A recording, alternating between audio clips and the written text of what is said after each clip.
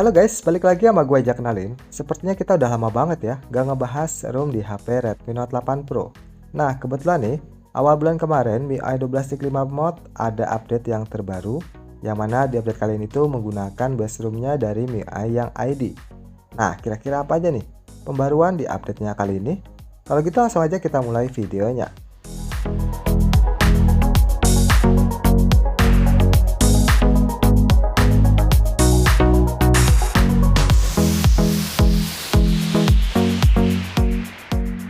By the way, sebelum gue ngebahas lebih lanjut nih, gue mau infokan dulu nih ke kalian. Kalau ROM MIUI 12.5 Mode berbeda dengan versi yang sebelumnya, yang mana di update sebelumnya itu menggunakan base ROM-nya dari MIUI Cina. Tapi di update kali ini itu menggunakan base ROM-nya dari MIUI ID. Jadi untuk security patch-nya ini udah menggunakan yang bulan Agustus 2021. Dan untuk kernel yang dipakai yaitu versi 4.14.186. Nah, ROM ini tuh sebenarnya nggak jauh berbeda dengan MIUI 12.5 yang ID yang masih belum dimodifikasi.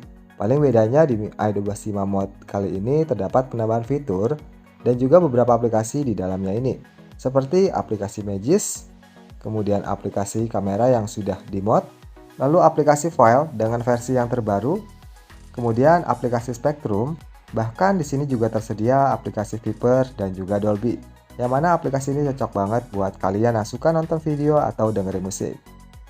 Selain itu, di MIUI 12.5 Mode juga memiliki sedikit perbedaan dari segi tampilan user interface-nya, seperti tampilan pada bagian tombol power, yang mana di tombol power-nya ini lebih minimalis untuk tampilannya.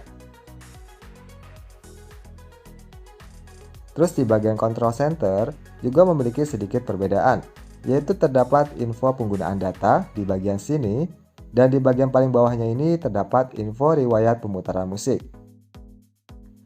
Nah, yang menarik nih di ROM MIUI 12.5 Mode yaitu tampilan animasinya ini terdapat sedikit penambahan cahaya di bagian paling bawahnya ini. Dari menu awal, sekarang kita beralih ke bagian menu setting. Kalau di menu setting ini, nggak begitu banyak perbedaannya dengan versi ID yang aslinya.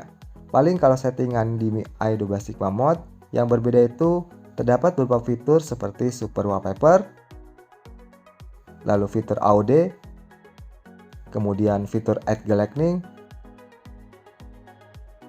dan juga info rasio layar. Tapi untuk fitur ini sepertinya cuma gimmick doang ya.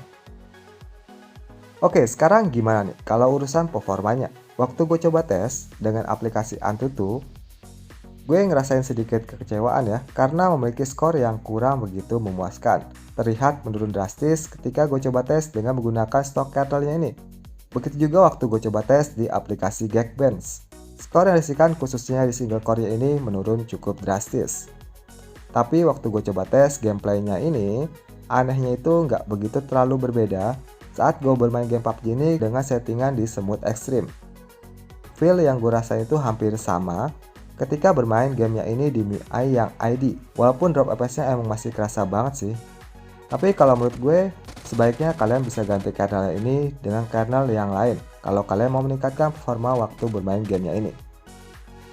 Oh iya, ada satu hal lagi yang cukup menarik, yaitu di bagian game turbonya ini. Nah, untuk fitur yang disediakan di situ lebih banyak yang bisa kalian gunakan, seperti voice change, kemudian record video, info CPU, info FPS, bahkan kalian juga bisa mengganti mode gamenya ini, yang mana tersedia mode performa dan juga mode balance.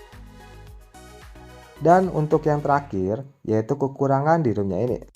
Jauh ini sih yang paling gue rasain, yaitu waktu HP-nya ini sedang dalam keadaan dicas. Terasa jauh lebih panas dibandingkan dengan versi yang ID. Mungkin karena faktor fast charging-nya ini berjalan dengan sangat cepat ya. Jadi ngebuat HP-nya ini terasa memiliki panas yang cukup berlebihan. Terus buat kekurangan yang kedua, yaitu kalau kalian gunakan TWRP aslinya ini, atau TWRP bawaan ya, kalian nggak bisa melakukan yang namanya format data di dalam TWRP-nya ini. Kalian hanya bisa melakukannya dengan mengganti TWRP yang berbeda ya, atau menggunakan fastboot di dalam laptop atau PC. Dengan mengetikkan fastboot spasi -w, kemudian kalian bisa enter. Nanti HP kalian akan kembali lagi ke dalam setelan pabriknya. Paling itu aja sih ekspresi gue setelah menggunakan ROM-nya ini kurang lebih selama 1 mingguan. Nah, buat kalian nih yang udah nyobain ROM-nya ini, gimana pengalaman kalian? Jangan lupa komentar di bawah ya. Oke guys, kalau gitu gue ajak kenalin, sampai jumpa lagi di review gue berikutnya ya. Bye.